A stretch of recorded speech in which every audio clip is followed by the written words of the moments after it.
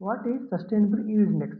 Sustainable yield index is a relative measure where you are going to yield data and you are going to say whether the treatment is sustainable across years or not, or stable across variable environments. It is a simple index to judge the stability and sustainability of crop yield over years or environment. We are going to take the treatment produces yield close to the potential maximum yield across years. So higher SYI indicates higher yield stability and better sustainable when compared to the other treatment. It combines yield level and year-to-year variability in a single value. Sustainable yield index formula is equal to Y bar, that is average yield across the years minus standard deviation of the yield across years, divided by Y max, that is the maximum observed yield during the experiment. How to interpret? Higher SYI means closer to the one, indicates more sustainable, higher mean yield and low variability. Opposite is lower SYI indicates less stable performance. There is no universal value or cutoff or any estimate of SYI. SYI is simply a relative comparison of treatments across locations or systems, and to find whether the system is stable or sustainable. Sustainable yield index is a relative measure. It is used to compare yield observations. This is an important point. Other important point is clearly state whether the standard deviation is taken as a sample SD or a population SD. Mostly in experiments, you are going to take sample SD. And you should calculate mean, standard deviation and maximum yield, not only SYI alone.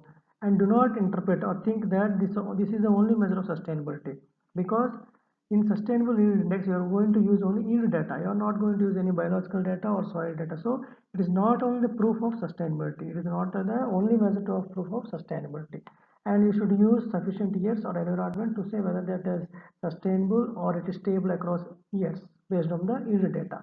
See this simple calculation of sustainability index. One treatment is integrated nutrient management, other treatment is 100% fertilizer dose in rice crop. Here is the grain yield and you have given 10 years data. These are the grain yield of 10 years from 2001 to 2010 in quintals per hectare. This is for INM, this is for integrated 100% fertilizer. So if you calculate the average yield of in integrated nutrient management, it is 46.74 and ASD 1.7. And the similar fashion you should calculate for 100% fertilizer, and the maximum what you got observed in this is 49.6 quintals per hectare. So if you calculate, you are going to get 0.91 in case of INM. In case of 100% fertilizer, it is 0.76. As you all know, which is closer to 1, that is more stable and ecologically viable. So INM practice is more stable and sustainable than 100% fertilizer in this experiment. Similarly, there is another calculation called sustainable value index, where in sustainable yield index you are going to use Y bar, but in case of sustainable value index you are going to use N bar. N bar is nothing but average net profit of a management practice over years. Rest is all same. Sigma stands for standard deviation of net profit.